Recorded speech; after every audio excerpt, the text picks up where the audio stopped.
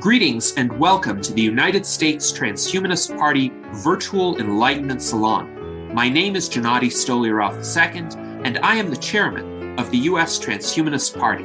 Here we hold conversations with some of the world's leading thinkers in longevity, science, technology, philosophy, and politics. Like the philosophers of the Age of Enlightenment, we aim to connect every field of human endeavor and arrive at new insights to achieve longer lives, greater rationality, and the progress of our civilization. Greetings, ladies and gentlemen, and welcome to our U.S. Transhumanist Party Virtual Enlightenment Salon of June 25th, 2023. Today we have a fascinating presentation and discussion for you on The Death of Death, the long-awaited English edition of the book by José Cordeiro and David Wood, a book that has been published in a multitude of languages already over the past several years. And finally, in late July of this year, it is coming in English. So joining us today are our distinguished U.S. Transhumanist Party officers, including our current Vice Chairman and Director of Visual Art, Art Ramon Garcia, our Director of Applied Innovation, David Shoemaker, and our Director of Longevity Outreach, Ben Ballweg. And of course, José Cordeiro and David Wood are extremely well-known figures within the transhumanist movement. Dr. José Cordeiro is our technology advisor and foreign ambassador in Spain, and David Wood is the founder of London Futurists. He is also the co-founder of Future Surge, formerly Transhumanist UK, and I am thrilled to have them present today on The Death of Death. So, Jose, please go ahead. Well, it is a pleasure to be here with you and with all the transhumanist friends and with my fantastic British co-author, David Wood. We are going to do a quick presentation covering many issues. I will begin and then he will continue, and we will have a lot of discussion at the end to talk about the most incredible thing happening now, which is the advances in longevity. So we are very proud that the book that we published before the pandemic in Spanish originally, La Muerte de la Muerte, now it's coming out finally next month in English. So you can get it in Amazon. We are really excited. And we had a lot of fun presenting the book in many Spanish cities. And we even have, as you can see, a common tie, a tie with the cover of the book, and his picture and my picture on the book. I think we are going to do the same also for the English edition, which is very important. When the book came out, it was an immediate bestseller, not only in Spain, but all in the Spanish-speaking world, from Mexico to Argentina, where it has also been printed locally. We have used the largest Spanish publishing company in the world, which is called Planet, and they operate not only in Spain, but all over Latin America. So we are really excited that when it came out, it was simultaneously a #1 best-selling book in paper and #5 best-selling book in Kindle at the same time. This was really incredible. We are so happy, and you can check in the website also in Spanish, La Muerte de la Muerte. For this edition, we have been donating all the income, all the money to two foundations, to the Sense Research Foundation that just opened new facilities in California, and to a foundation in Spain, Apadrina la Ciencia. And why in Spain? Well, because the book came out in Spanish first, and because I'm living in Spain, where the book has been a major bestseller. Right now, it is on its 5th big edition, and it's one of thousands and thousands of copies. And this is only in Spain. I repeat, because it is published also in Mexico, in Argentina, in Colombia, in Peru, so all over Latin America. After the major success in Spanish, it came out in other languages. As you can see in Portuguese. In fact, the Portuguese edition is the only one that is more or less similar in the cover as the Spanish edition. So we are very happy. Also, we are donating the book rights to another group in Brazil working on anti-aging in the state of Sao Paulo. Then it came out also in French, La mort de la mort. In Turkish, if you can understand this is Turkish, and it is in Turkish. In German, they changed the title. In German, it means the victory over death. And they also put the infinity sign, the victory over death. In Turkish, they also changed the title. I forgot to mention. In Turkish, it means immortal human, immortal human. And in Russian, it came simultaneously on two different editions. And the title was also changed. In Russian, it means death must die, which is kind of Russian style. Death must die. And now, as I mentioned, it's coming out in English, but very soon, or just right now as well, in Korean, soon also in Bulgarian, in Japanese, and in Chinese. You can see here the book covers in Korean and in Bulgarian. In Bulgarian, it is called, like in Russian, Death Must Die. Death Must Die. Why this is so important and it's becoming so popular in Spain as well, because there are many Spanish scientists working on anti-aging. Actually, one of the most famous ones, Juan Carlos Ispizua Belmonte, a few days ago in Boston, he was giving a presentation, and the conference hall was so crowded with scientists, with researchers, not a public conference. It was a conference only for researchers on aging, but it was overcrowded that the police had to go and get out half of the people, half of the scientists. And I think this is incredible. This is happening now. And this was unthinkable 5 years ago or 10 years ago. By the way, this article is from my alma mater, from MIT Technology Review, and the author, the journalist, is also Spanish. Antonio Regalado is a Spanish scientist. So you see, there is a lot of interest in Spain and Spanish scientists and Spanish journalists. In fact, Altos Labs, that was started, as you know, by Yuri Milner and Jeff Bezos and other billionaires. It was discovered, and the first article was also by Antonio Regalado, my Spanish friend that writes at MIT Technology Review. But the point about Altos Labs, which was also unthinkable 5 years ago, 10 years ago, it began with 25 scientists, out of which 5 were Spanish. 5 of the original 25 scientists were Spanish, including, as you can see, Juan Carlos Ispizua Belmonte. So in Spain, we have had a lot of interest on these issues. We just invited a few months ago the Nobel Prize winner in medicine in 2012, Shinya Yamanaka, and he got the Nobel Prize for discovering that it is possible to rejuvenate a cell, that aging is flexible, and that we can reprogram the age of the cells. We are going to be talking about many of those things in a conference that I am very proud of, because I am one of the original organizers. And this is the biggest longevity conference in the world, which is called RAD, Revolution Against Aging and Death, in Los Angeles, actually in Anaheim, south of Disneyland, the original Disneyland, that will also be celebrating a centennial, 100 years. In September, October, Disneyland is celebrating its first 100 years. And, people like Ray Kurzweil, Aubrey de Grey, Liz Parrish, and many more, Bill Falloon, are speaking there. In terms of the dates, I actually like to say, I use the dates from my dear friend, Ray Kurzweil. He just sent me the manuscript of his latest book, The Singularity is Nearer.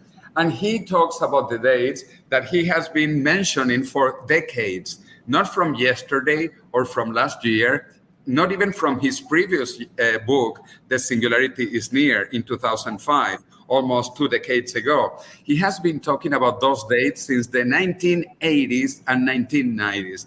And the 2 magical dates are 2029 and 2045. Ray Kurzweil defends that by 2029 to 2030, we should reach longevity escape velocity. And he writes that in his book, coming out soon. The singularity is nearer.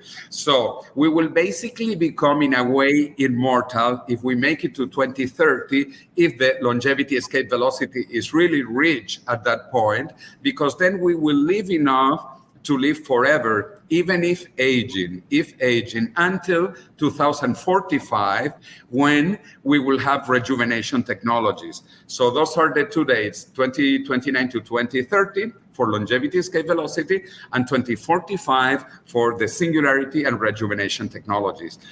Ray Kurzweil talks about all these exponential trends, and actually you can see it. When I went to university, when I went to MIT 40 years ago, I used IBM punch cards. I used that. One IBM punch card was about 1K of memory. Today, we have pen drives of terabytes. So we have gone from 1K to 1 tera, and this is in my lifetime, to 1 terabyte. So this is incredible. But what is happening in biology is even more incredible. This is even faster, much faster than the well-known Moore's law. So the sequencing of the genome is going down quickly in cost and also in time. The first human genome took 13 years, and it cost altogether about $3 billion, out of which over $1 billion was from the US government at the beginning. So this is fantastic. This is much, much faster than Moore's law. And this is important now because we just came out from the COVID pandemic. And if you see, the number 1 risk factor in COVID is age. Age is the number 1 risk factor, but not just for COVID, basically for everything. But talking about pandemics, if we look at pandemics throughout human history, COVID pandemic is very small compared to other really big pandemics, like the bubonic plague in the 14th century. The Black Death killed 1 out of every 3 Europeans. 1 out of every 3 Europeans are estimated to have died. In fact, altogether, 200 million people are estimated to have died when the population of the planet was well below 1 billion people. So we are talking about an incredible death toll. Or even closer diseases like smallpox or the Spanish flu. The Spanish flu, which was not a Spanish and which was not a flu, killed over 50 million people, according to some experts, and the population of the planet was about only 2 billion people a century ago. So those were much worse pandemics than COVID.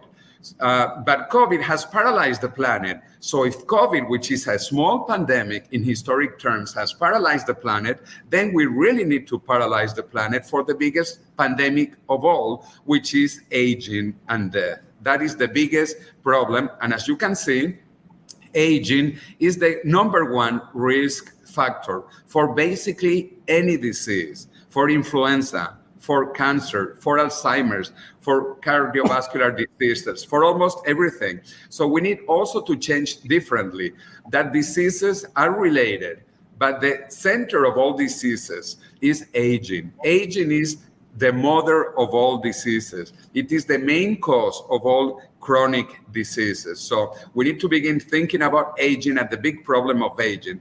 So let's go back to our book coming out now in English, The Death of Death. It has a fantastic prologue by my dear friend Aubrey de Grey that I have known since last century, since last millennia. I actually have known and followed Aubrey de Grey, and I helped to translate his book into Spanish, The End of Aging. The End of Aging, or Ending Aging. In Spanish, we translate it as El Fin del Envejecimiento. And it has a different approach with the epilogue by also my dear friend Alex Shavoronkov, who also wrote a fantastic book called The Ageless Generation. So our book comes with two very incredible people, Aubrey de Grey and Alex Shavoronkov. But talking again about Aubrey, actually, because I have known him for so long and I have admired him, what he has done, I actually was upset when my alma mater, MIT, published an article basically criticizing him and saying that the things he said were impossible, that maybe he was basically a charlatan in 2005, that we could not live forever. But I am really happy that MIT Technology Reviewed changed its mind 14 years later.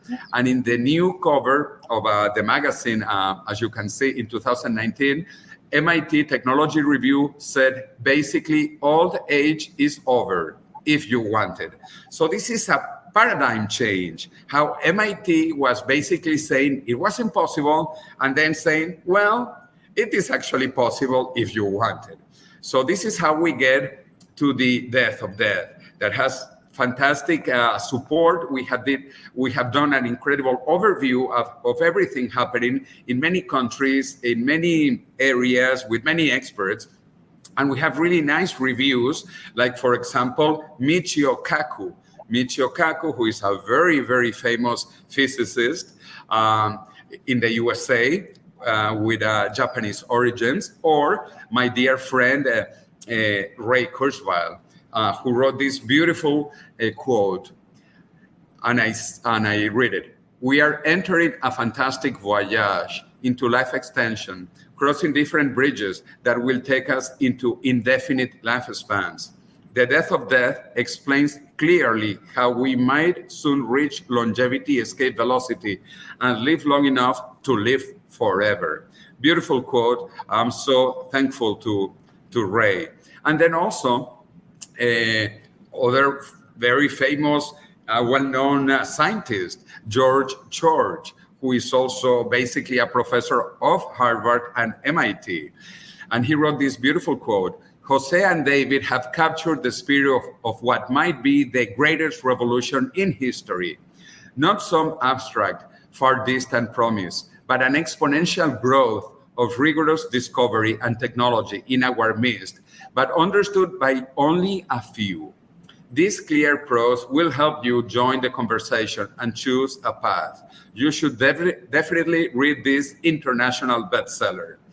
And so I just want to tell you briefly our bestseller, as you can see, in many languages and more to come. It is coming in 10 more languages in the next 12 months. So I'm really, really excited.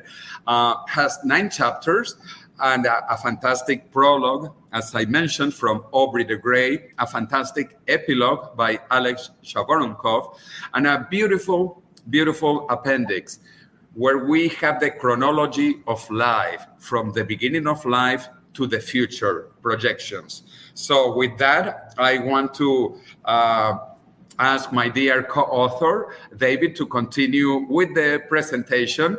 And now let's go onto your screen, David. Many thanks, Jose.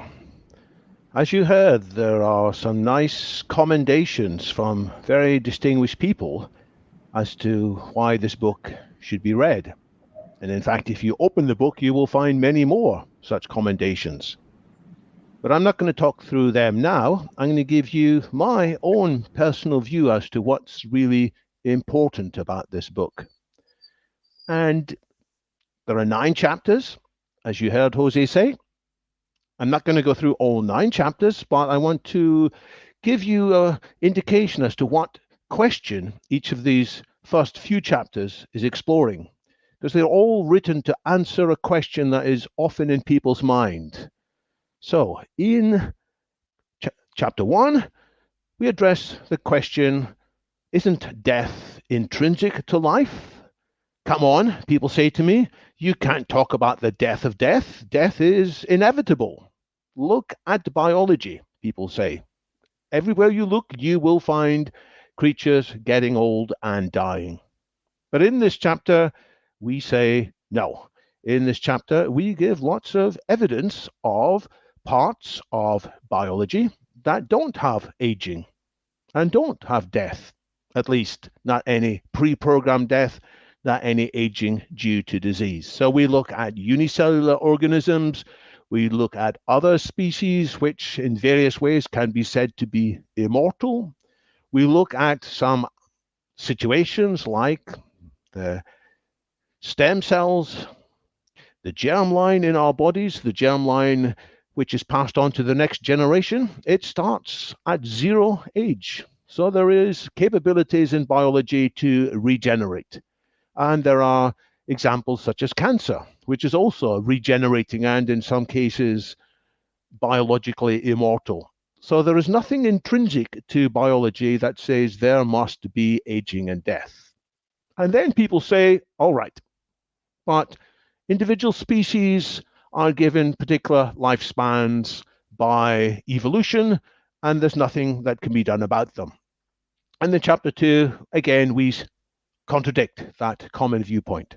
We point out lots of evidence that aging is plastic, meaning that there are things that could be done to individuals in a species or even to the species as a whole so that it will live much longer.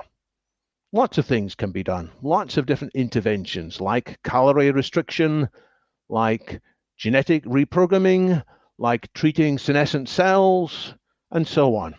So there are plenty of examples of creatures that are negligibly senescent, they don't age, and there are ways to treat at least some animal species to make their lives not only longer, but also healthier. And many people will sort of grudgingly accept that. But then people will say, all right, this sounds nice, but frankly, humans aren't going to live much longer anytime soon. And they point to what they see as examples of poor progress. After all, there have been gerontologists for more than 100 years talking about possible interventions like eating yogurt, other treatments that would result in humans living longer. So people say, in principle, this might happen, but in practice, it's not happening anytime soon. And that's what we tackle and answer in chapter 3. We point out the scope for an acceleration of treatments that will, in due course, significantly extend human longevity. We point to more and more people working in this field, whereas in the 1980s, there were very few who dared to work in this, and they were generally thought to be crazy. It was thought to be the end of your career if you mentioned the possibility of manipulating species to live longer. But then every 10 years, there's about 10 times as many people doing serious work in this field. And it's not just scientists anymore. There are members of the world's largest companies who are very interested in tackling this. And there's always been an anti-aging industry, a cosmetics anti-aging industry, and more people are looking for treatments that won't just make them look younger or even feel younger, but will have an impact. So this is poised to be the world's largest industry. We look at the evidence for that, not only in industry, but as George Church said in his commendation for the book, this is the greatest revolution in history. And we look at examples of how revolutions often started very slow, apparently made no progress until enough of an ecosystem was formed, enough progress was made with technology. And people will sometimes accept that, but they'll still say, well, this isn't going to progress anytime soon, is it? And they know that people like Ray Kurzweil, and also in this book, The Death of Death, we talk about possibilities of rejuvenation by 2040. And people say, frankly, this is impossible to believe. And that's what we tackle in chapter 4. We point out examples of exponential progress. You've seen some of them in the opening slides by Jose. We talk about the fourth industrial revolution, and it's still at an early stage, but what can be done by nanotech, biotech reprogramming, information technology, new forms of AI, and then due course reprogramming brains with cognotechnology. This will lead to what Ray Kurzweil has called a series of bridges to longevity, escape velocity. There will be some treatments that will give us a bit more lease of life, and if we take full advantage of these treatments, that will mean we are around long enough to take advantage of the next set of treatments. Then people say, I guess it could happen, but if it happened, it would be terrible. They say, yes, maybe for me as an individual, I would like to live longer, but if everybody lived longer, it would be awful. It would be bad for the planet. It would be financially ruinous. And that's the arguments we explore and answer in Chapter 5. We point out that, on the contrary, it would be hugely financially beneficial if people didn't fall foul of the chronic diseases that consume so many healthcare resources. That if there was fairly limited but carefully targeted healthcare expenditure on the common causes of chronic diseases, then that would repay itself many times over in what people call the longevity dividend. So we look at that argument. And then we look at the psychological arguments, the psychological impediments, because often they operate subconsciously, which lead people to say, I guess this might be sort of possible, but frankly, it's selfish to want to live longer, or it's immature to want to live longer. Haven't all the great saints in history said it's good to accept death? It's good to accept aging? And that's what a lot of our book is addressing. We point out a paradigm change is pending, and we look at other paradigm changes. It's not just that we will live longer but impoverished. It is part of a cosmic story that expands our lives. And then in that book, we look at examples from hindsight. And I'm going to spend a few minutes looking at some past examples, because as people reflect on these past examples, it can put them in a new frame of mind to be much more positive about the possibilities Jose and I are talking about in this book. So let's talk about accepting what nature gives us, what many people seem to recommend. And here I'm borrowing a slide from Liz Parrish, quoting from a senior editor in The Atlantic. Nature wants 5 of your 7 children dead. Nature wants you dead by 50. That's what we have inherited from nature. If people say they want to accept what nature gives, that's what they are saying. On the contrary, almost everybody alive now says, well, thank goodness that we are living a bit longer and that our children don't die so frequently so young. And that is because of science and technology, and, by the way, visionary philosophy, and by sometimes good politics as well. So we should not be accepting what nature gives us. The famous prayer, the Serenity Prayer, popularized by the theologian Reinhold Niebuhr, it says, God, grant me the grace to accept what I cannot change, and the courage to change what I can change, and the wisdom to know the difference. Maybe in the past, there was nothing could be done about aging, so it was wise to accept aging and death at that time. But now we need to be wise to see the difference that is within our grasp, and we need to be courageous enough, bold enough to fight off that old manner of thinking. Let's look some more at what caused death in the past and what was done about it.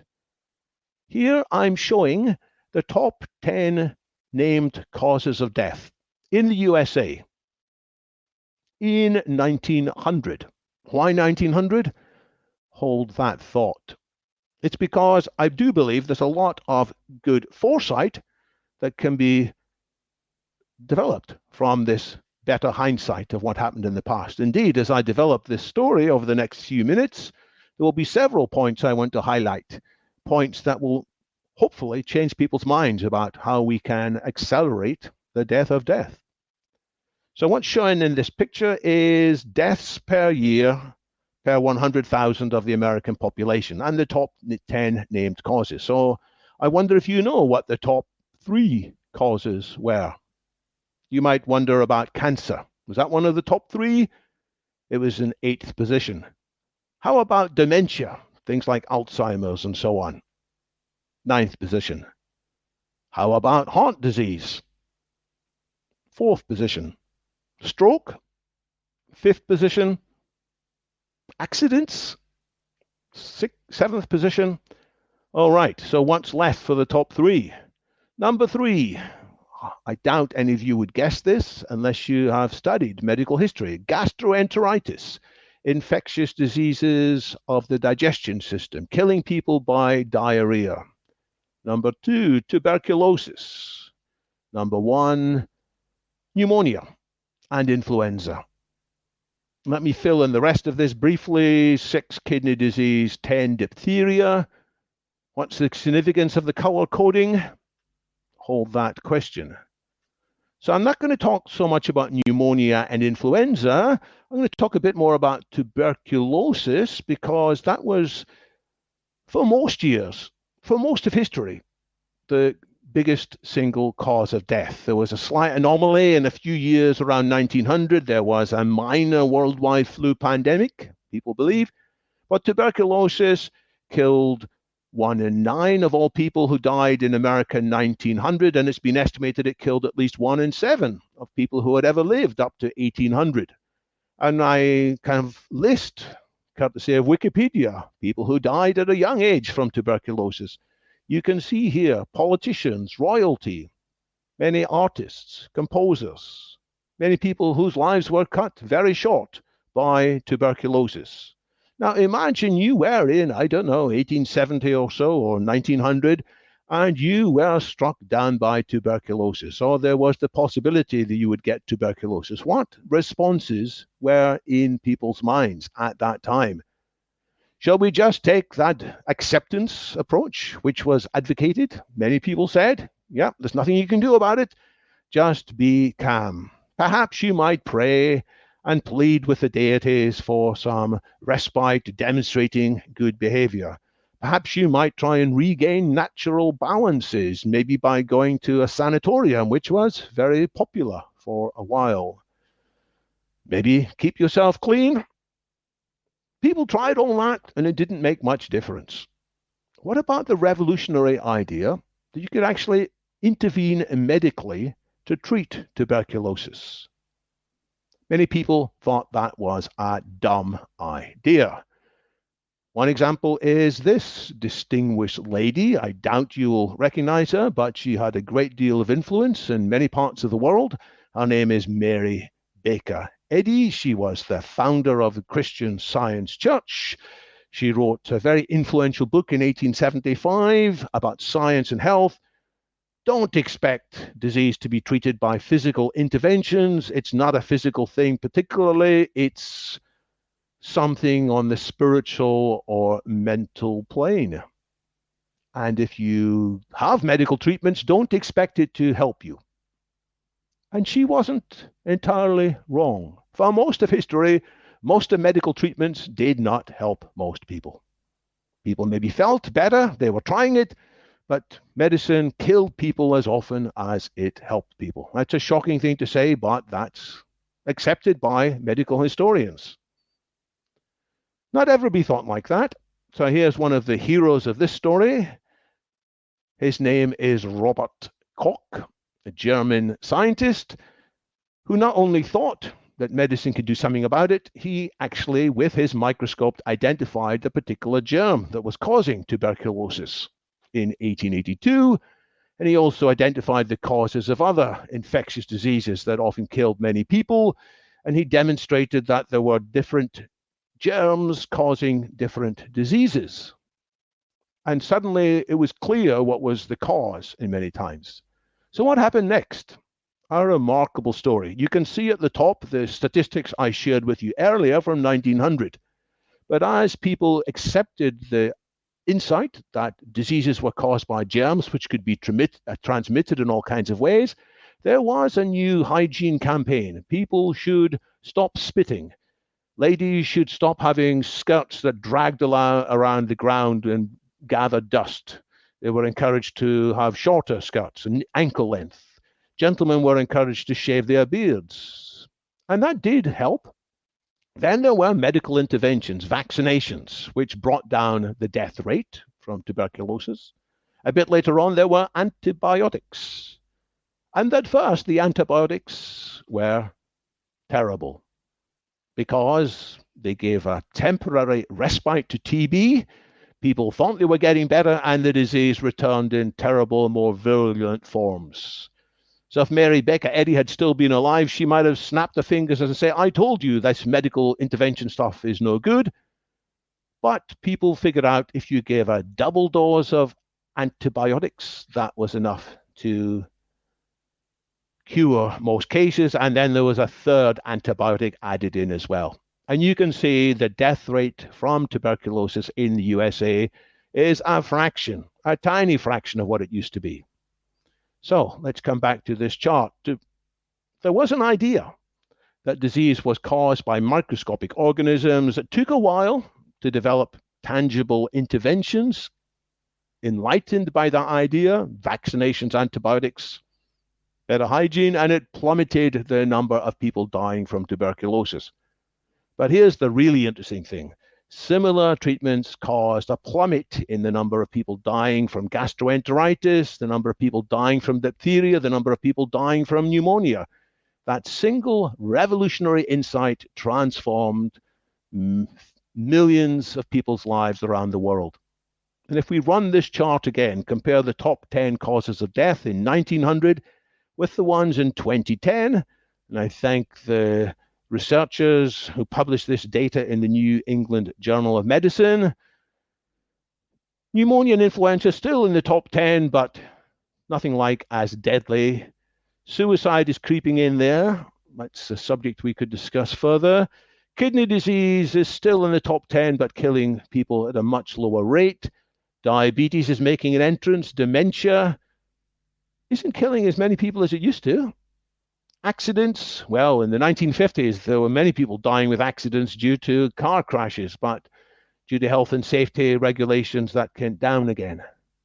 What's left? Stroke isn't killing as many people as it used to. Number 2, cancer. Oh my goodness, cancer's killing a lot more people. People who previously would have got cancer and died, but instead they got infectious diseases and died younger. Now, they're not getting these infectious diseases. They tend to die of cancer or heart disease instead. And you can see the color coding as well. These ones I've shown in brown, as Jose has already mentioned, they all are aging related. As we get older, decade by decade, we become more and more likely to die of these diseases. So what are we going to do about it? People have recognized, indeed, since 1825, since Benjamin Gompert, a member of the extended Rothschild banking family in London, he did a lot of analysis. He wanted to know which life insurance premiums should be charged to people at different ages, and he figured out that actually people tend to die more often. Every 8 years that you live from middle age, you are twice as likely to die. So what are we going to do about it? I'm going to run this same picture again, which is the same as my picture for tuberculosis. What's people's response to diseases of aging? Many people say, can't do anything about it. Let's maybe pray, try to appeal to the deities with our good behavior. Perhaps there's something we can do with natural balances, fresh air, maybe individual treatments for each disease. And the revolutionary idea this time isn't just medicine. It's medical interventions against aging itself. But just as it took a long time to translate that idea from people like Louis Pasteur and Robert Koch into tangible interventions, it will take a while to turn this into actual treatments. But there's an increasing number of ideas. People study human superagers, people study animal superagers. That's what we talk about in chapters 1 and 2 of the book, understanding why they are negligibly senescent in various ways. And more than that, we can use some of the more modern scientific engineering interventions to do things like of AI-powered medicine, nanosurgery, stem cell treatments, biological reprogramming, and more. So we make the case in our book that this could be mainstream as early as perhaps the second half of the 2030s. How's it going to happen? As I said, it's a reversal of thinking, similar to the Copernican revolution of Copernicus. Because before Copernicus was around, people said, you know, the Earth is what's important, and there are these heavenly bodies, and they rotate around the Earth. And Copernicus said, actually, if you really want to understand things, you've got to put the sun at the center of your worldview, and the Earth is out there moving around the sun the same as the other planets. And the case Jose and I are making, along with many other people in the rejuvenation biotechnology field, is we have to do a similar Copernican revolution. Poor health is our interest. It's not enough just to look at heart disease, cancer, dementia, stroke, and diabetes and leave aging to last. We have to put aging at the center of our research. That's Copernican revolution number 1, Copernican revolution number 3, and we've gone through Copernican revolution number 2 already, which was that the poor health in 1900 was transformed by putting dirt and germs at the center of our thinking. Now for the complication. None of these revolutions proceeded smoothly.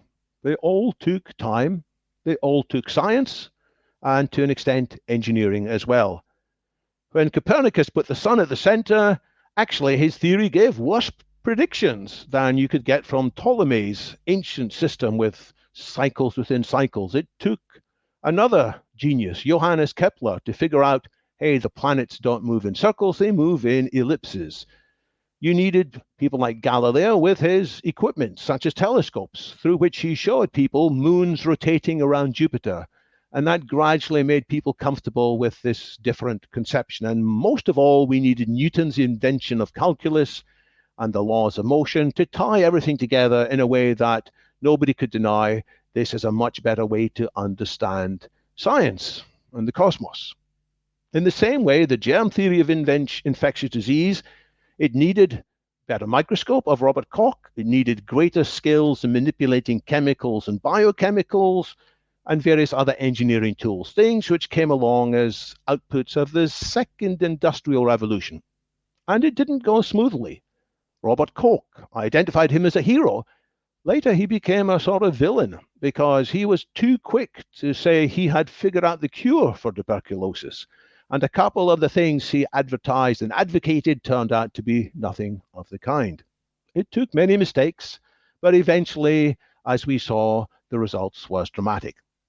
It's the same with dealing with non-communicable diseases by addressing aging. It's going to need more precise tools, the outputs of the fourth industrial revolution, nanotech, biotech, infotech, and cognitech, which we talk quite a lot about in the book.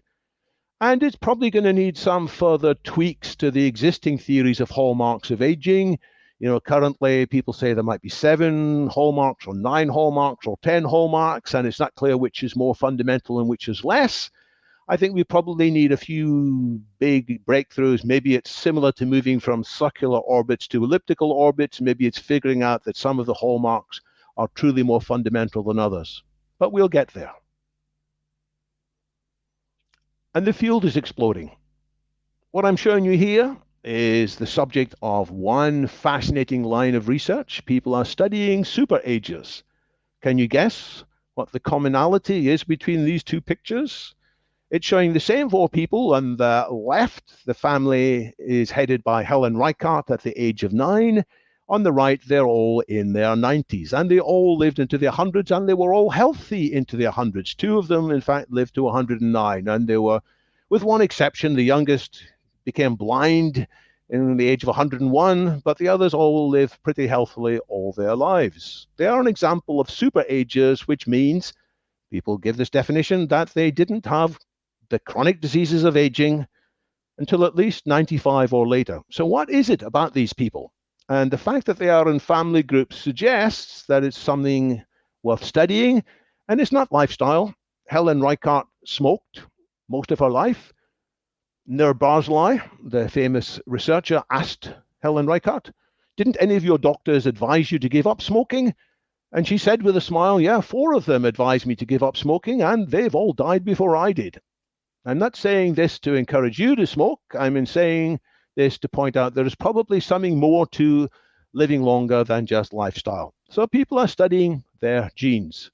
And it's not being as easy as we'd hoped. It turns out there is no one gene that all super agers have. It looks like evolution has found many different solutions, but it hasn't been motivated to pass them on to subsequent generations. So we are studying what these genes do. And some of them are for management of cholesterol. Some of them are for dealing with the human growth hormone in different ways. So we can learn from humans that live longer. And we can figure out what's going on in their bodies, and we can apply some of that in our own treatments. As for animals that live long, one of the most famous cases is demonstrated here, the naked mole rats. Some of them have lived as long as 39. One of them might even be 40 years old now in the group run by Shelley Rockenstein in Calico. They don't age in the sense, I'll show you in a minute, that the older they live, they don't follow that Gompertz law of being more likely to die being older. It's hard for them to get cancer as well. Until fairly recently, there were no known cases of these creatures having cancer. But some terribly ingenious or wickedly ingenious researchers have finally figured out how to give some of them cancer.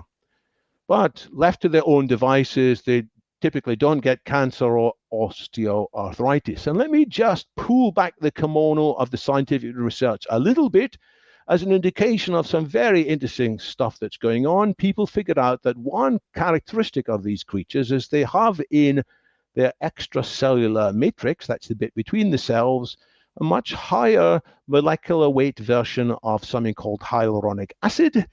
And not only is it different, these creatures have more of it than most other animals. Might that be significant? So when that was found, people said, which other creatures also have lots of hyaluronic acid? And it turns out this breed of dog is the same. The Shar-Pei dog, which was bred for hundreds of years in China for its excessive skin folds. And some people think they look pretty, some people think they look ugly. But the reality is that these breeders didn't understand anything about genetics particularly. They were, without realizing it, causing an accumulation of high hyaluronic acid in their connective tissues. Well, does that mean these creatures are less prone to cancer? And it turns out that there is, in Switzerland, a very large cancer canine registry that's been looked after by Swiss veterinarians from different veterinary laboratories for 60 years or so, with 105,000 samples, which includes 241 Shar-Pei dogs. So that's enough to be statistically relevant. And yes, they have less tumor incidence, a lot less compared to other dogs of similar age and weight. They still die. They die of other things, but it's an indication this is worth exploring. And that's what scientists do. So there is a scientist, Vera Gorbanova, who has genetically reprogrammed some naked mole rats to take out that gene that gives them this particular form of hyaluronic acid, and they become mouse-like in the sense that they are easily prone to cancer. Can you do it the other way around? Can you take a mouse and give it this genetic change? Well, you can. They get a transgenic mouse. As I mentioned, Vera Gorbanova has presented this research various times, and yes, their mice are in many ways fitter, healthier. They run faster than their non-treated colleagues, stronger grip, they look more attractive,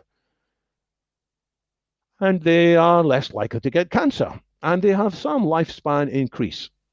Right, I said I'd open the kimono briefly. It's time to shut that kimono.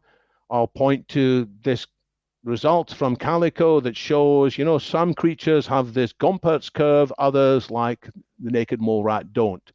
We should be researching this more and more. The basic theory, this insight that aging itself can be treated, can be summed up on this slide. It's almost the end, then we'll open up for questions.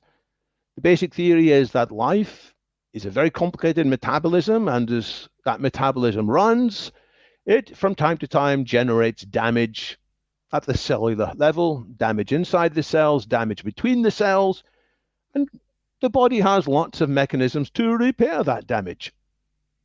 But as we live longer, the repair mechanisms get stressed and strained, and some of the repair mechanisms are themselves damaged, which means that over time there is more damage. And you can see here the roots of an exponential acceleration.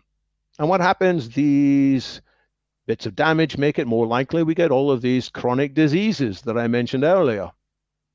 And when we are relatively young, the body has mechanisms to suppress these diseases. But as the damage accumulates, it's harder and harder for the body to deal with it, which leads to death. So if we want the death of death, what can we do?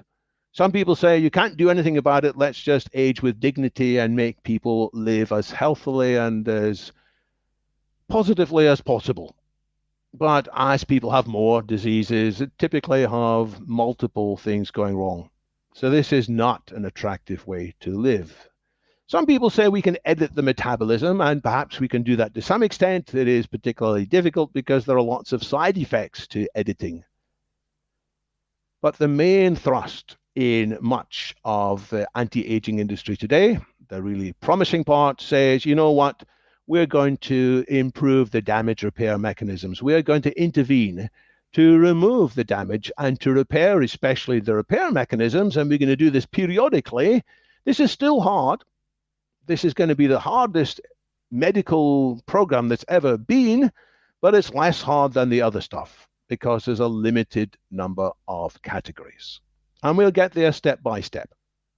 So this is the vision in our book. We will step by step approach the longevity escape velocity. Gradually, we'll enable people to escape the downward pull of age-related decline, not just temporarily living longer lives, but increasingly longer and longer lives as they can take benefits of more treatments until we get away from the downward pull altogether. The death of death. It's not just we are living longer, we will be forever young. If we want to, we will be forever fertile. That's another whole can of worms, so to speak, but the longest living albatross, 70 years old nearly, until recently had an egg laid every single year, despite being so ancient. She shows no sign of aging. I said until recently because it looks like her mate has gone missing. Maybe the mate has died of disease or being predated. You can read about this remarkable albatross in Wikipedia. Her name is Wisdom. So we could repair the damage of aging. We could, if we want, rejuvenate all aspects. It's Jose's and my view. We could do this. And when people say, should we? When they come up with these philosophical arguments, it's better to accept. We say, absolutely, we should. Hell yes. And then, well, what can we all do to accelerate this? And that brings us to chapter 9 of the book, the final section. And in chapter 9, we outline 9 things that people should consider doing if they want to accelerate this outcome. And some of the things can be done by everybody, and some things probably won't be suitable for everybody, but it's worth thinking about them. Item 1 on the list, it's worth everybody learning a bit more of the science. We needn't be scientific geniuses, but we should gradually get used to some of the scientific discussion. So that when people say, hey, you can't live forever because of this thing called the second law of thermodynamics, we can answer, hey, the second law of thermodynamics says that order decays, but only in a closed system, and life is not a closed system. And so on it goes. So we can learn a bit about the science. Some people can take that further. They can contribute to what's known as citizen science. In other words, they can start eventually understanding the scientific publications about aging at the detail level, and sometimes they can make contributions. I think at least some people listening to this who maybe not thought of themselves as citizen scientists, they might get involved, and within a year or two, you could be making some contributions. So that's the scientific understanding. But I urge everybody to learn the broader arguments as well, because people's opposition to this is not always scientific. In fact, it is rarely scientific. It is much more often rooted in economic arguments, which are incorrect, or arguments about overpopulation, which are incorrect. So learn the broader arguments and therefore help to steer the public conversation so that more and more people are able to say, you know what, the death of death will be a good thing. So let's not just take part in that conversation. Here's a bigger ask. Elevate the public thinking. It's not just about living a few years longer, which is useful. That's a sort of a normal aspiration.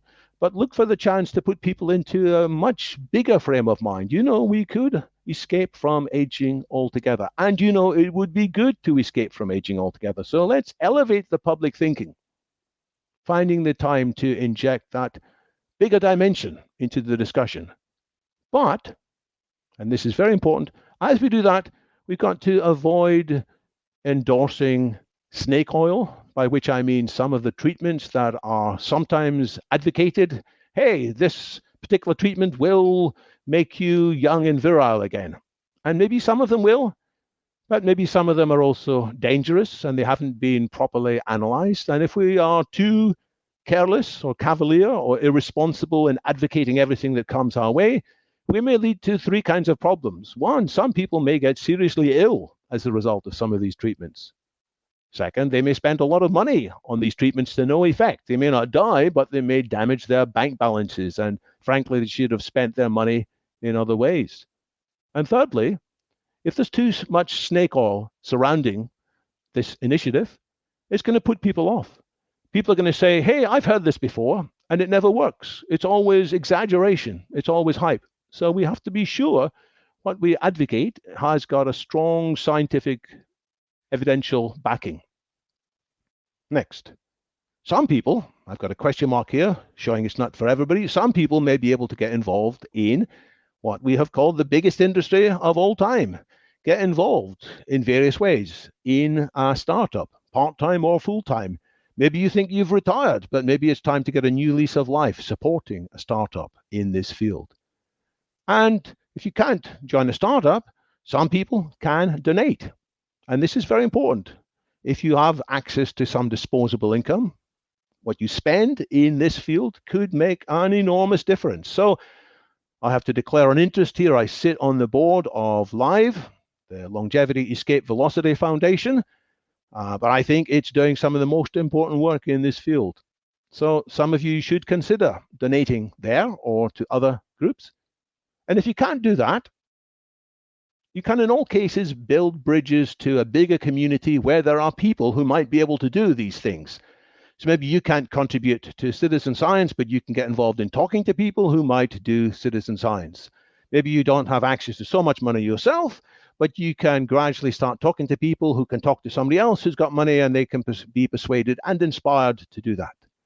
So if we all figure out what our roles are, we can make this outcome happen quicker. It's not inevitable. Much as I'd love to say, I think it's a done deal. It's not a done deal. We could end up with too much snake oil, too much confusion. We could end up with too much noise and not enough signal. But if we are smart, if we are our best selves, we can lead people to the death of death. Thank you very much. Excellent. Thank you, David, for that enlightening presentation, and thank you to Jose before David for his installment of this presentation. It was quite thorough, and I think it gives our viewers an excellent idea of what the death of death is about. And I also would like to encourage everyone watching this salon to pre-order the English language version of The Death of Death on Amazon. Here's the link, because if you pre-order the book now, it will rise further in the Amazon rankings and therefore be exposed to a larger number of people. So thank you again to Jose and David. And now we go to our viewer questions and comments. Luis Arroyo presented quite an interesting quotation. There are decades where nothing happens, and then there are weeks where decades happen.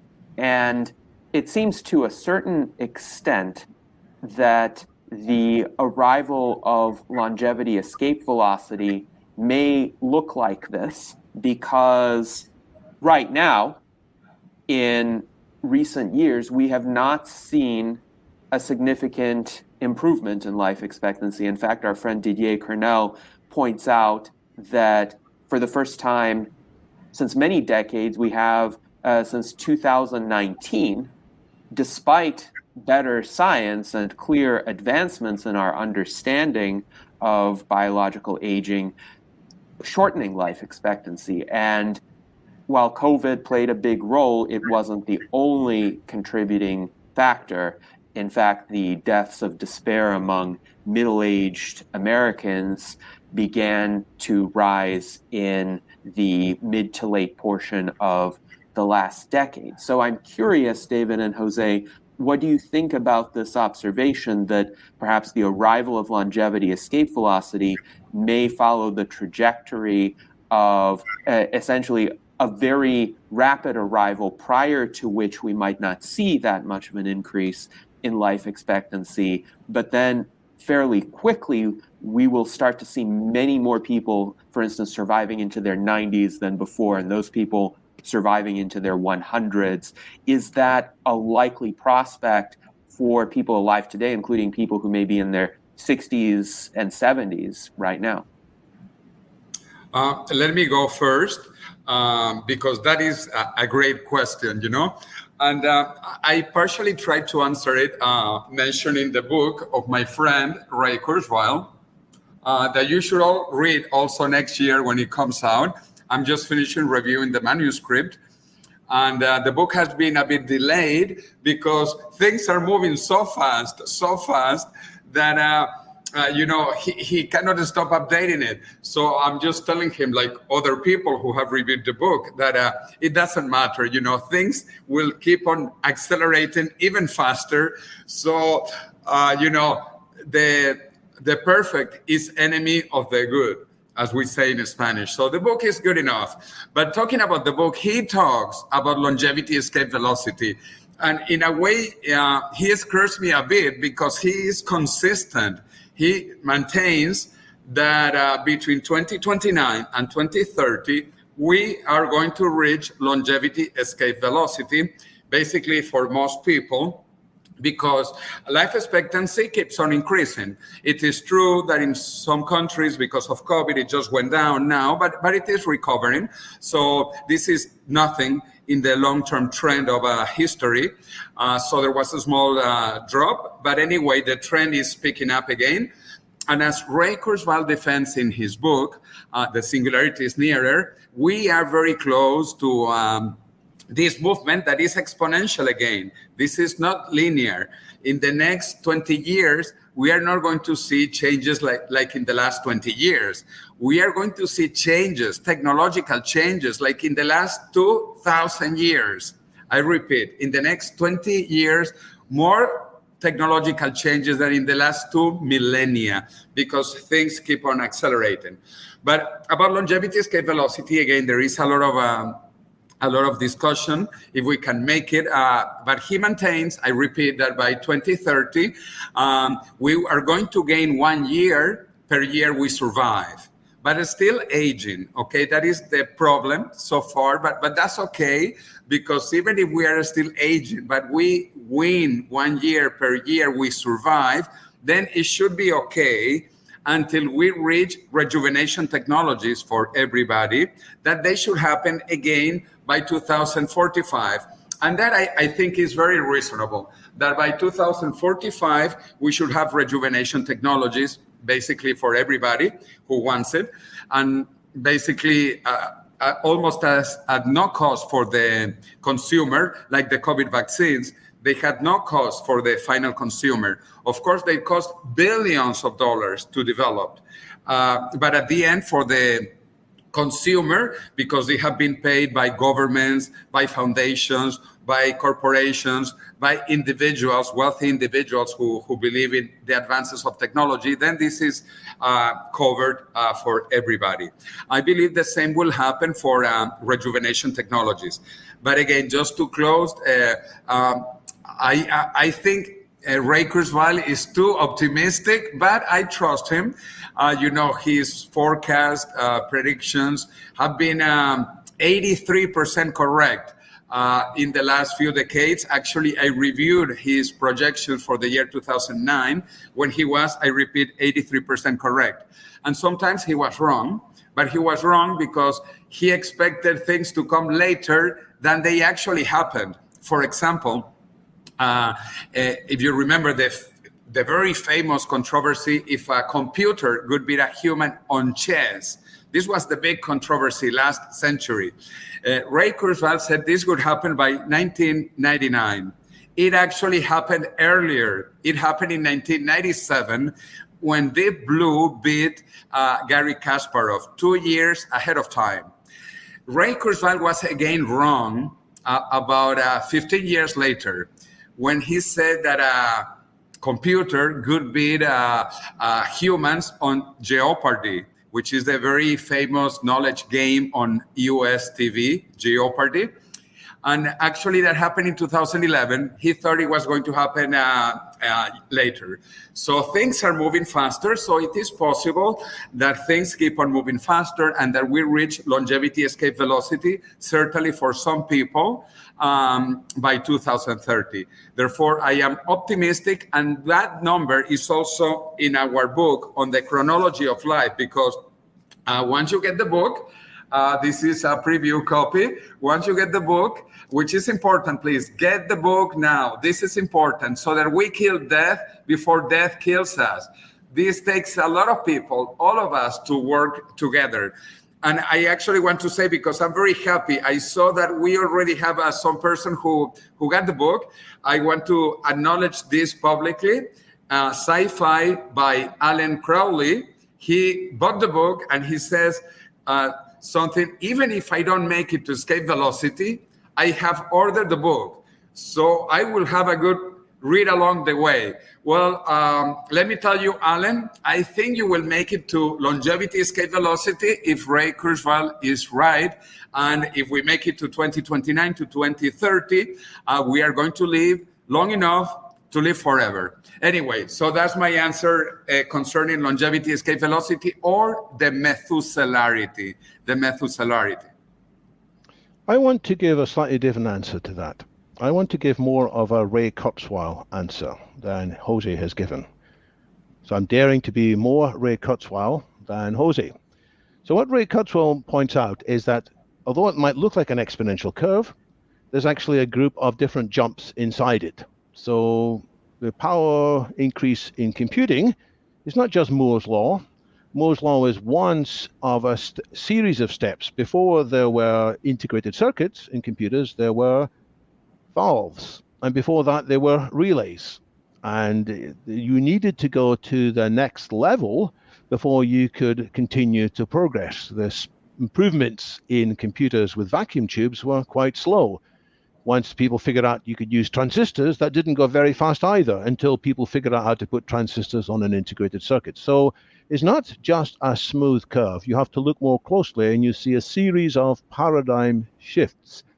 Even inside Moore's law, sometimes there are delays and difficulties, and you need to have a big change in engineering. So I'm reading a fascinating book just now. It's called Chip War by Chris Miller. It's a whole fascinating history of how Moore's law was continued and the different players around the world. And some of the things they needed to do is use smaller wavelength light. In fact, it's not light anymore, it's ultraviolet. And in fact, ultraviolet was still too large to etch the pictures, the lithography, onto the silicon wafers. So they needed to go to something called extreme ultraviolet. And it took 30 years before they could get this to work. The head of Intel, for many years, he eventually was persuaded to invest in it, and it took 30 years before that stuff worked. And if they hadn't done it, Moore's law would have stopped and there would not be progress. So that's a big jump inside semiconductors. Why do I say all this? I think it's going to be the same with treatments for aging. I don't believe we are going to go smoothly to longer and longer lifespans. I know there's analysis that says longer lives has been a fairly constant thing. Well, I'm not surprised that it's slowing down. I think we've reached the limit of what we can do with traditional mainstream medicine. We're going to have to wait until their new paradigm is ready. And it's a bit like extreme ultraviolet. It may take longer than people had hoped. But when it is ready, my goodness, it will accelerate things again. So I don't foresee a smooth progression of greater longevity.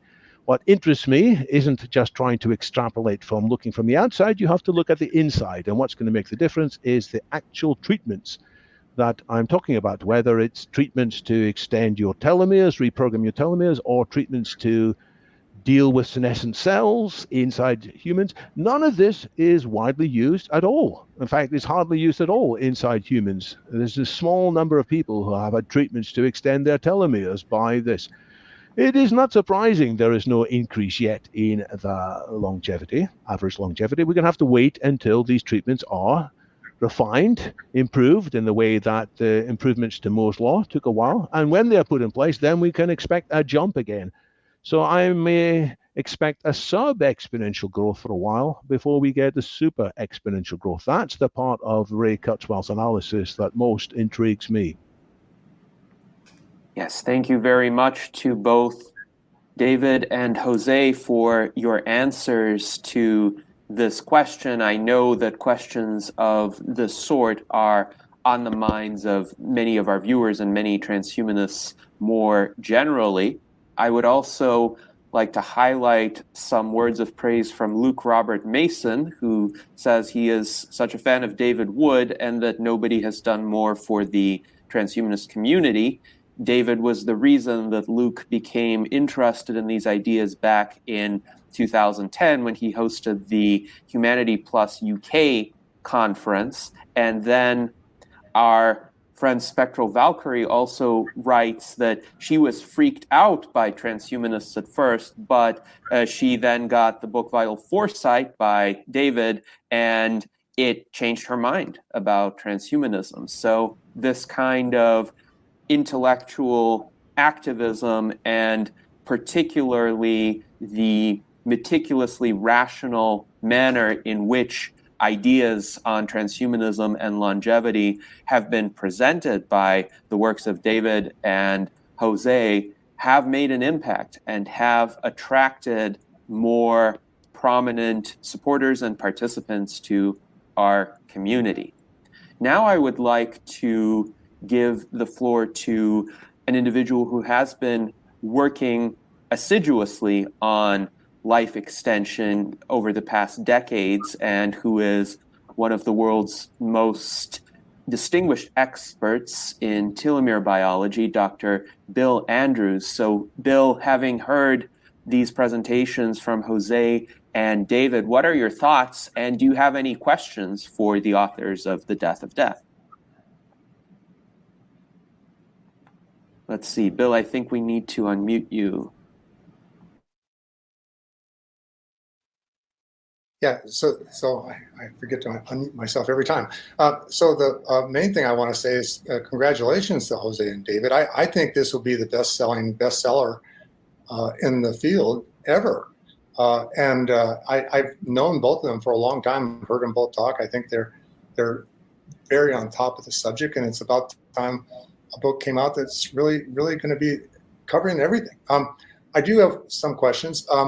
One is the first book, the Spanish version, I think that came out about 5-6 years ago. Is the English version now going to be updated to include new technologies and stuff like that weren't included in the old book? And is the old book going to be updated to include those new technologies? Let me go first again. And Bill, I am so happy to see you. I love your work and I admire all you are doing. And in fact, our book, which is also your book, has a beautiful quote by you. So it has a testimonial by Bill Andrews. If you remember, you wrote that for the first edition in Spanish. Indeed, it was 5 years ago. The original Spanish edition came out in 2018, about this time 5 years ago.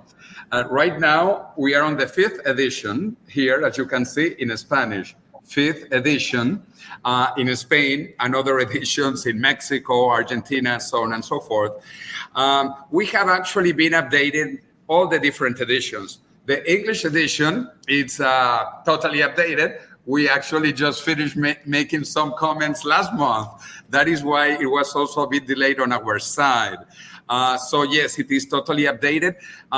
When we wrote the original edition, there had been no COVID.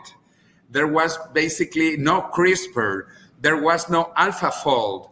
That is artificial intelligence for protein folding or for drug discovery. None of that existed.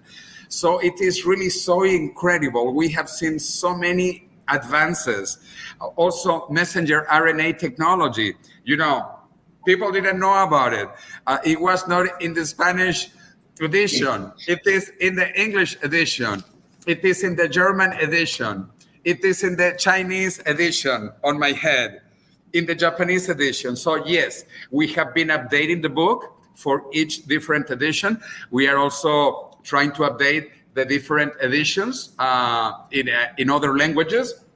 And again, in the case of Russian, let me ask you, because in Russia, they had these two different covers. The book was basically the same. They just did what is called marketing A/B to check which one sells more. So my question to you, Bill, later, which cover do you think sells more in Russia? The one in your left hand. Tell me, white or black? White. This is the more scientific one.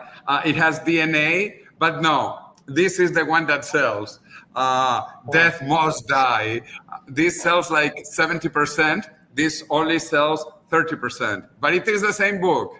I could have told you that with regard to Russian culture, Jose, in terms of the imagery that would appeal within that culture. Very overt anti-death imagery actually works quite well. And generally speaking, more overt direct messaging works better in Russian culture than in Western European or American cultures. Okay, thank you, Gennady. And great question, Bill. David can also answer some of that because he has helping me. Well, we are working together on updating many things in the book. Also, updating the bibliography. You know, David Sinclair hadn't written his book when we wrote our book, or Nir Barzilai. So actually, we had to incorporate things from Nir Barzilai, David Sinclair, also Michael Greve. Some people say Michael Greve in Germany, etc. So yeah, we have been updating everything. Also, we have local epilogues in different editions.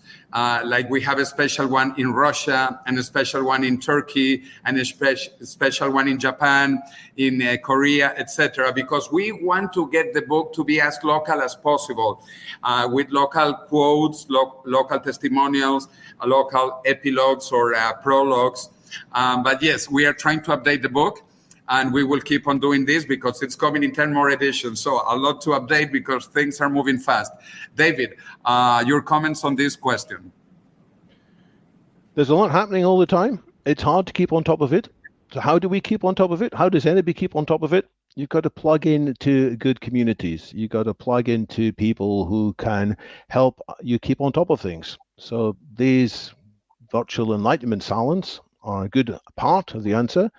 But people must each find their own preferred community, whether it's the Radfest community.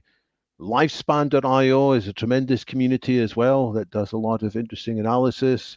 So keep on top of it and keep sharing what you find and keep asking questions. Otherwise, we might end up latching too firmly onto an idea that sounded good in, I don't know, 2021, but it's by no means the best way forwards in 2024. Thank you. Yes. Thank you for those answers, Jose and David. And we have an interesting question from our friend from Spain, Sergio Terrero, who says, great talks, David and Jose. How would you revise the dates projected in the book for longevity, escape velocity, and the singularity in view of recent developments in AI? And how long, in your opinion, will it take for us to reach AGI, or artificial general intelligence? Again, just to follow the same order and to say greetings to my dear friend Sergio Terrero in Spain. Sergio, who is also a transhumanist, who created a transhumanist party. In fact, he says it is the first transhumanist party in the world, Alianza Futurista, the Futurist Alliance. So anyway, Sergio, your question is very good in terms of what is happening with AGI and longevity escape velocity. Well, we are still standing by the dates that we copied in a way from Ray Kurzweil for both longevity escape velocity and for passing the Alan Turing test. That in a way, sometimes is compared to having artificial general intelligence. So, and these are the dates also that Ray Kurzweil talks about that here. In this book that comes out next year, he says that we will pass the Alan Turing test and reach artificial general intelligence by 2029.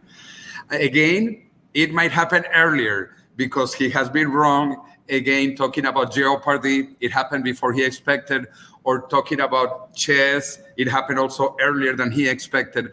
So this is moving so fast that it might happen earlier. And then the singularity by 2045 might also happen before 2045, which is the date that he expects the singularity to happen. Also, AGI is very important in terms of longevity because big data analysis with all this artificial general intelligence processing can help us on drug discovery and understanding many things about aging that our little tiny brains cannot comprehend, but AGI can. So just one more comment before asking David to continue. We are doing right now a study about AGI, actually two studies. David is doing one with London Futurists, and we are also doing one with the Millennium Project, because this is a top priority. This is so important that next year, for the first time, the United Nations will hold a Summit of the Future in New York, September 2024. And one of the areas is artificial general intelligence. And we are participating on that. We are doing a study about how this is moving very fast, how we consider about alignment problems, control problems, regulation issues. All of these issues are very important. But anyway, so AGI is important for longevity. And that is why I think this will maybe help us to get to longevity escape velocity on the date that Ray Kurzweil says, because of AGI helping us. So, David, what is your take on that? More Kurzweilian than me again? We could have a whole 2-hour discussion on just this point. Basically, I say AI is going to change more things more quickly than most people expect. I don't think we will need to wait until 2045 to have a good chance of AGI, the singularity, assuming we don't mess up along the way. I think once we reach the first breakthrough, which is that an AI can do everything that a human can do, and so we're no longer able to distinguish when we're talking to an AI or when we're talking to a human helped by an AI. That's the Turing test. As soon as we reach that, I expect AI to go into a very fast improvement mode, and it won't take 16 years, which is the amount of time that Ray Kurzweil had in his previous book, between 2029, his prediction for passing the Turing test, and 2045, the singularity. I think we're going to have a much faster takeoff. It's possible that the Turing test date might be delayed. It's possible, on the other hand, it might happen even faster. What can you do with AI to help healthcare? Huge amounts of things.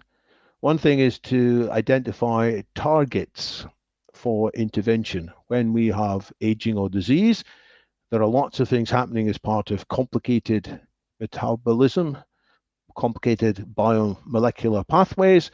Where about in there do we want to intervene to repair damage or to frustrate a mechanism that's building up damage. So AI is increasingly identifying new targets, is coming up with recommendations, and companies such as In Silico Medicine by Alex Zavaronkov, who has written the epilogue to our book, they are making significant progress in using AI to say, okay, out of all the aspects in a complicated series of biochemical interactions associated with a disease, associated with the growth of damage, here is where it is probably best to look for a solution. The second thing that can be done is, once the target has been raised up, is to imagine a molecule that can have the desired effect to slow down that mechanism or to interfere with it. And just as in recent times we've had AIs that have been able to imagine pictures when we give them a description, increasingly we are able to have a generation of molecules, in the sense that we'll say, if a molecule had such and such a layout, it would be the right one to intervene. So In Silico Medicine with Alex Zavaronkov has generated candidate molecules which they thought there was a good chance would be effective. They came up with a number of about 30 to deal with a particular disease, IPF, if I remember the name, idiopathic pulmonary fibrosis. It's when there is scarring, fibrosis inside the parts of the digestive system. They came up with a number of drugs that might work, and they tried some of them in real life. Now, the real life trials is still the thing. It could take a lot of time. And this is what leads some people to be still fearful, skeptical, that we can make significant progress soon. We might come up with new ideas quickly for the drugs, but it's still going to take, if we're not careful, a lot of time to go through all the phase 2 and phase 3 trials, which is where there's yet another idea from In Silico Medicine, which is that by studying the data from phase 1 and phase 2 trials, can we reliably forecast whether it's going to be successful in phase 3? And this is a very controversial idea, but if we could figure out from the earlier data what's more likely to be successful, that could save a lot of money, if not time, and allow people to be more targeted. Then there's something even more radical, which is, instead of doing more tests in real humans, we should have better and better models of the relevant biology, so we can see in silico clearer indication of what the possible complications are.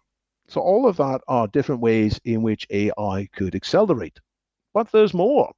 AI could also address a long-standing issue in nanotechnology. We've had, since the 1980s, this remarkable vision by Eric Drexler, not just of small systems, but of programmable nanofactories.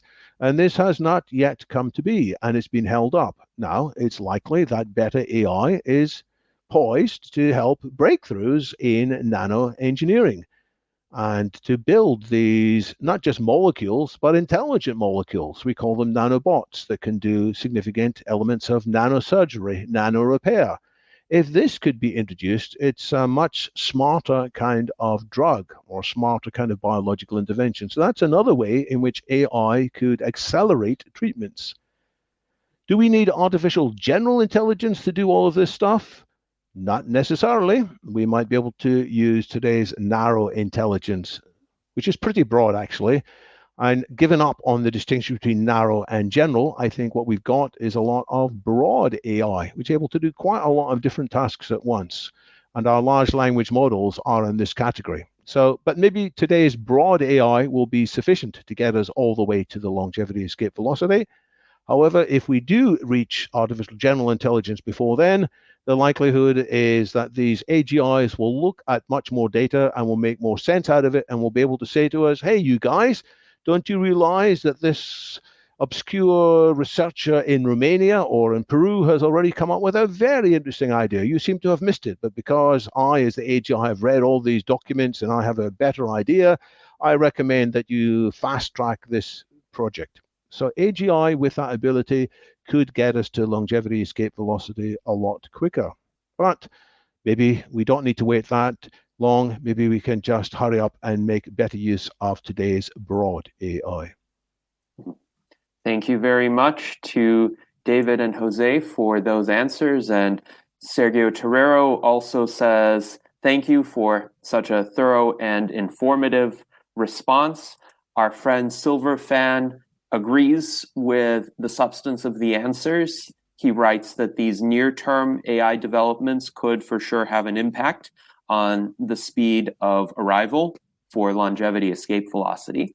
And your remarks about the importance of the virtual enlightenment salons as a venue for sharing information regarding these ongoing and accelerating technological developments, that point is well taken. And Art Ramon has written in our YouTube chat that this is why he tries never to miss a salon. So we always appreciate you being here, Art Ramon. And now I'm curious, what questions or comments do you have for Jose and David?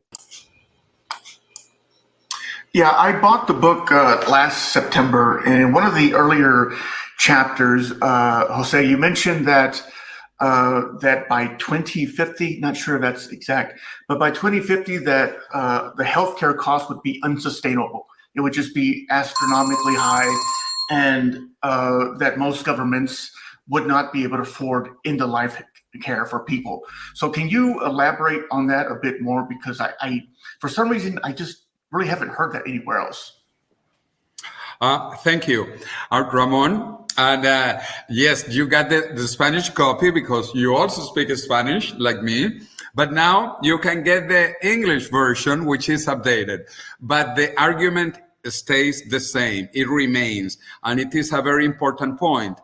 If the trends continue, the health system is going to collapse because we are spending more and more money. And this is unsustainable in the long term. And actually, it is very, very sad.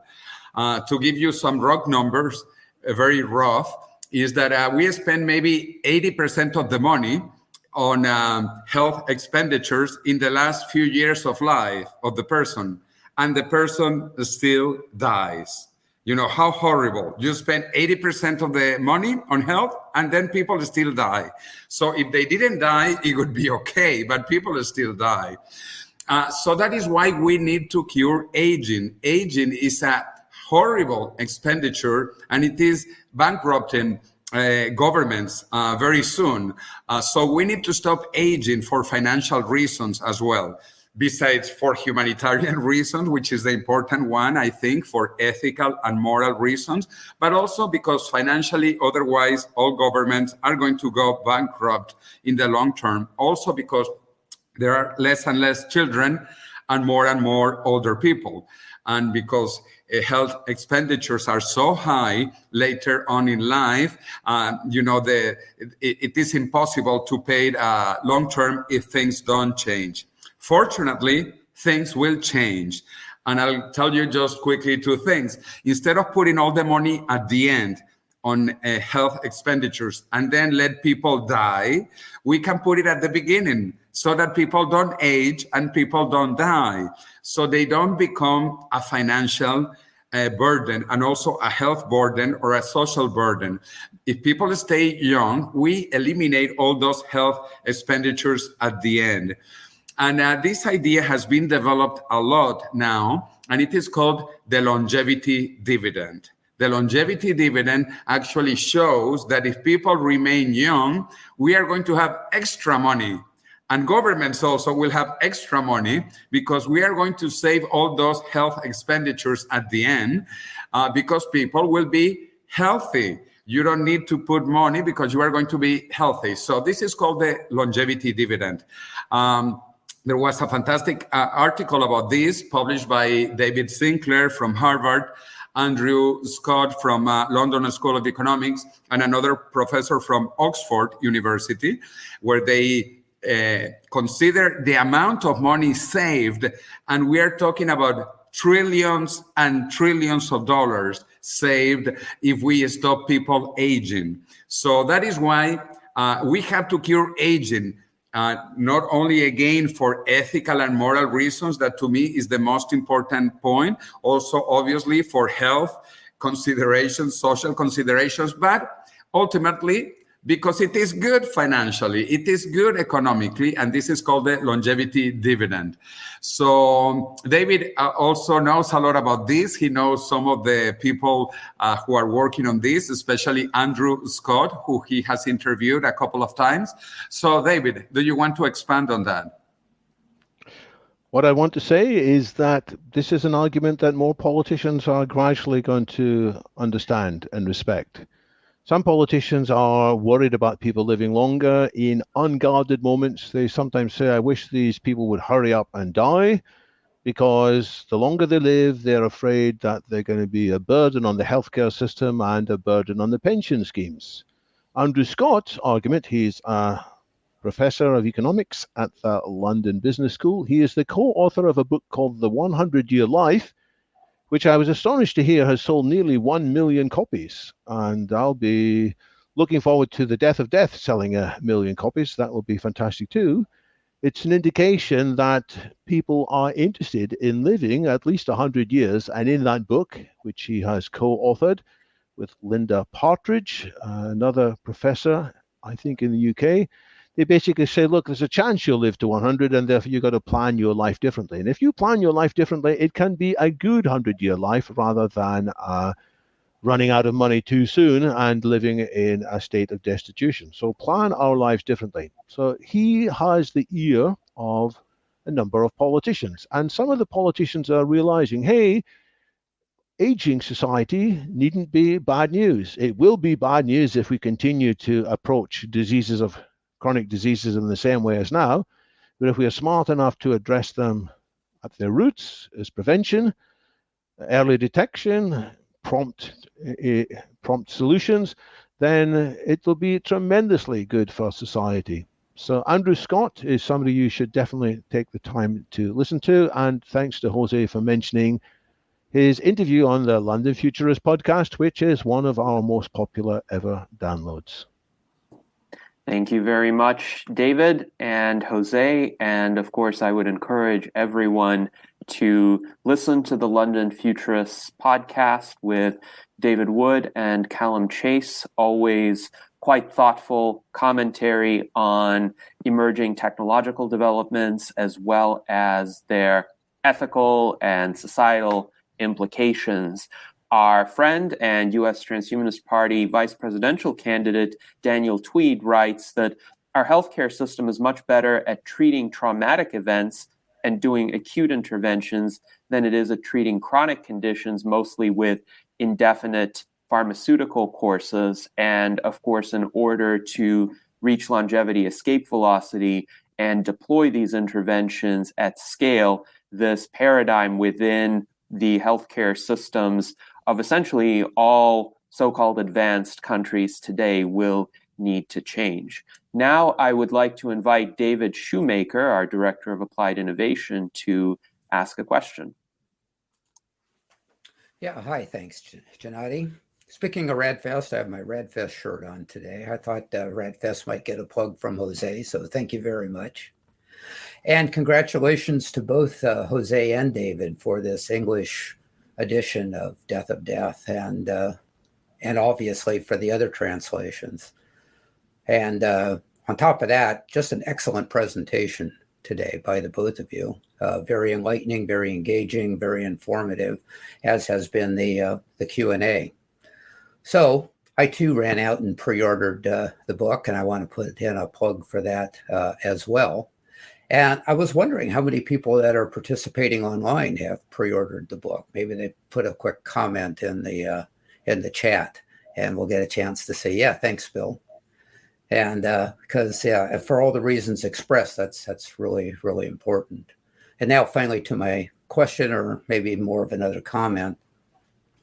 As I add additional years each and every year, I'm really seeing how extending health span is really, really necessary for the motivation and what it takes to do the maintenance for extending lifespan. And I really see that as part of this paradigm shift that you talked about, that extending health span being able to still be vital as you increase in age, even before longevity escape velocity, how that really plays into positive public opinion, which can help shape the political climate and can help shape just overall general velocity in the public eye. So I really look forward to reading Death of Death, and I expect to find something like that in there, but perhaps either of you would like to comment on that. Okay, actually, I'm just going to say thank you so much for mentioning RAAD, RAAD, for those who don't know, Revolution Against Aging and Death. And we began talking about that in 2015 in Palm Springs, California. And then we held the first conference in 2016 in San Diego. And Bill Andrews is one of the founders too, with Jim Stroll, Joe Bardeen, Liz Parrish, Ben Gortzel, myself, and others. So it is a fantastic experience. I recommend that all of you join us. This is the biggest, the largest longevity conference in the world, or even better, immortalist event. We believe that we can conquer death scientifically, and that this is very important. And I began shouting in Spanish, so get ready, ¡Viva la revolución! So that is my shout, ¡Viva la revolución! For RAAD. So you will find many of these ideas, David Schumacher, in the book. But for a more technical answer, I have David, who is also waiting to say a few words about this. I'll try to be brief because I know we are short of time. Absolutely, we can't have extended lifespan without extended health span. We will not get the benefits. So we are talking indeed not just about life extension, we're talking about life expansion. We're talking about people not just being well, but better than well. We're trying to raise people's awareness of what is truly within our grasp. So we can have people in their 70s and 80s who are as healthy as they were in their 30s. And we can have people then in their 90s be even healthier again, with lots of rejuvenation of their ideas, of their emotional life, of their spiritual life, which I think is a thing. You know, there are sense of purpose, sense of community, sense of higher consciousness. All of that can be rejuvenated as well as just rejuvenation of the body. Let's have that big picture rather than just sometimes getting lost in the detail. And RAAD is great at raising these big picture ideas.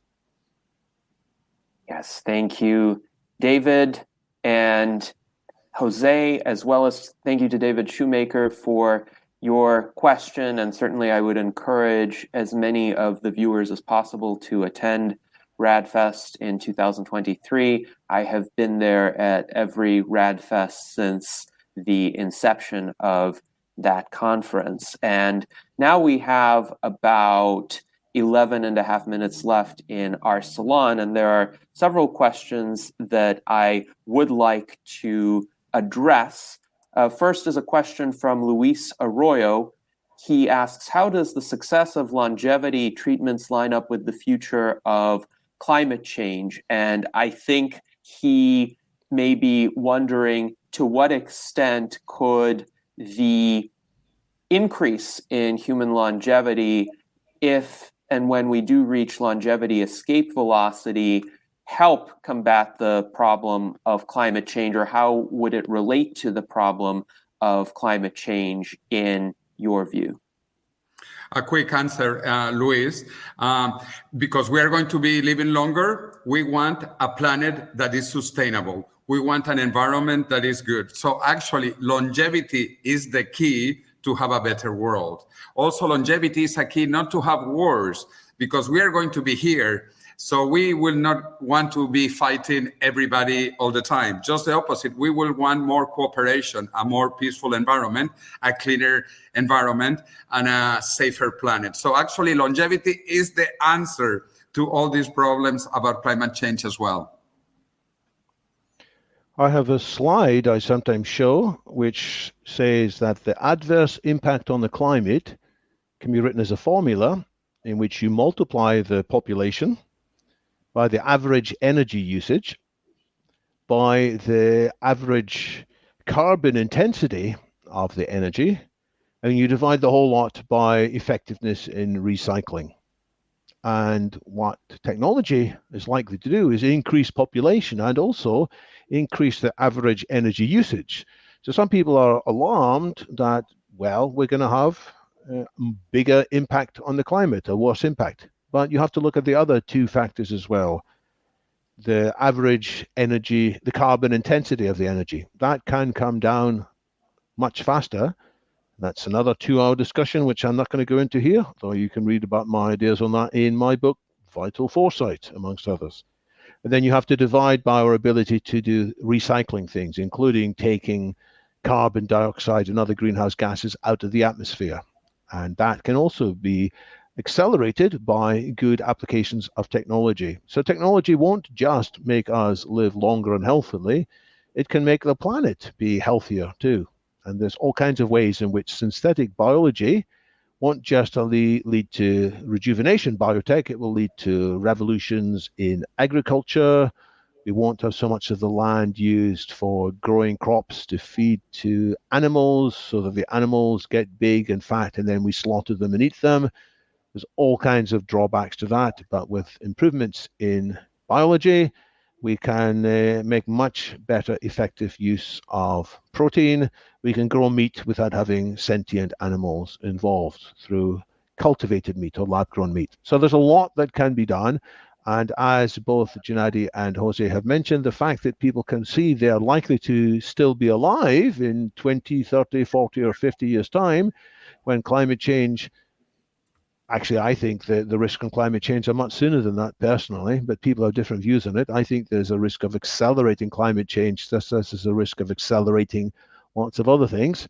And so I think we have to hurry up and use these technologies to improve our agriculture and improve our energy development and improve our recycling. And we are more likely to do that when we see a longer life and a better life possibly for all of us.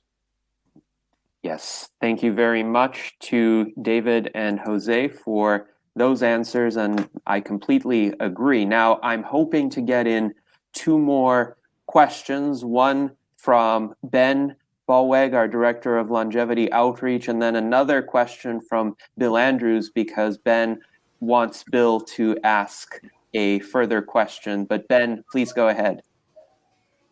I will ask, in what way do you think that this book will be shifting the needle or the Overton window differently or more effectively compared to prior publications? First, Ben, thank you very much. You were one of the people who read the book thoroughly, and then you gave us a lot of recommendations that we also passed to the editor. I don't know how much they took from your recommendations, but we had a lot of feedback, so we are very, very grateful. I think this is having a lot of impact.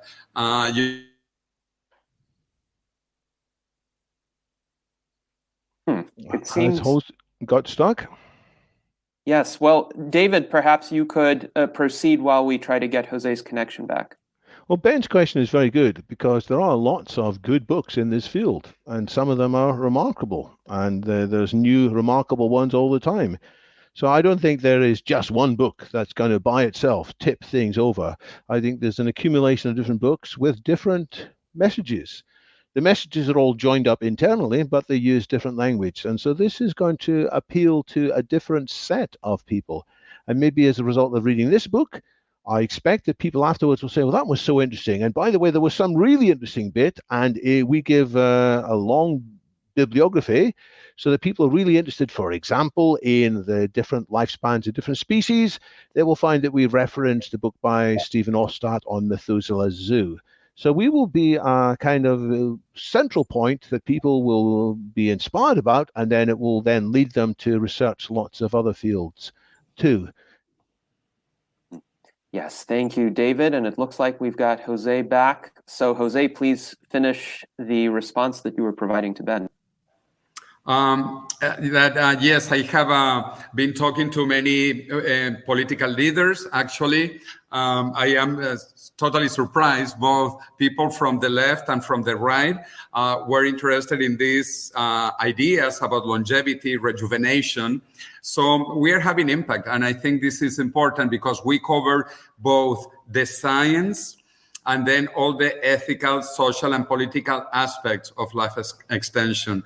So we think we have a very complete book and also covering many areas, as opposed to some of the other experts that they focus on what they are doing mostly. We try to cover many things and are having a lot of impact. Certainly, I can guarantee you that this is my own personal experience in Spain and Mexico, Colombia, Argentina, and also in some other languages. The same in Portuguese, in German, in French. And I am looking forward to go to China, Japan, and Korea when the book will be published in the next few weeks, few months. And then also to the Arab countries, because our book is also going to be published in Arabic, in Persian, Farsi, and also in Kurdish. And it has already been published in Turkish, and it is a bestseller in Turkey. And I'm really proud because these countries are a bit different because of the religious background, but they are also open to discuss longevity and rejuvenation technologies. So we are having an impact in many places, and I'm really excited. And thank you, Ben, for reading your book and all your fantastic feedback. So I hope you like the book and you recommend it and order many copies for all your family and friends. Yes, thank you very much, Jose. And speaking of the death of death, John H. points out there's now lab-grown chicken on the market that has been FDA approved, and this is actual meat, not plant-based meat. So eventually we could see a future where there is still meat consumption, but it does not require the killing of animals, so it will be the death of animal death. And I am hoping that within the next year, I will be able to eat some lab-grown chicken or in vitro chicken. We shall see if this ambition pans out. David Wood recommends a book by Stephen Ostad entitled Methuselah's Zoo, What Nature Can Teach Us About Living Longer, Healthier Lives. And now, in the last 2 minutes of this salon, Bill, do you have any further question or comment for Jose and David? No, I don't, but I misunderstood. I thought you said that Ben had a question for me that Ben wanted me to answer. So I have no more questions. I'm very excited about this book coming out, and I can't wait to read it. All right, excellent. And likewise, I look forward to reading The Death of Death in English. I do have the Spanish version. I need to actually learn Spanish in order to read it, but perhaps having the two books side by side will enable me to learn Spanish via comparison of the two texts. So, Gennady, once you live long enough to live forever, you will have time to learn Spanish, and I will have time to learn Russian also and Chinese. So don't worry about that. You will have the time. And let me tell you, we quote you in the book. We talk about your book, Death is Wrong, and it is one of the bibliography sources. So you are in there too. Yes, indeed. Well, thank you, Jose. For that, it's quite an honor, and I do hope that by the end of this year, I might be able to release an updated 10th anniversary edition of Death is Wrong, because there has been just tremendous progress made in our scientific understanding of aging and many more examples that can be brought to bear to illustrate pathways toward radical life extension, toward the death of death. And I do hope that in the meantime, some of the young people who read the book back when it was first released have become interested in this field, in transhumanism, in longevity, and are making contributions. So, Jose, I will leave it to you to provide some final words for this salon. Yeah, just a few seconds. And I also want David a few more seconds to close this. We live in incredible times. This is the best time to be alive and to remain alive. We are going to see incredible technological advances in the next 2 decades, more than in the last 2 millennia.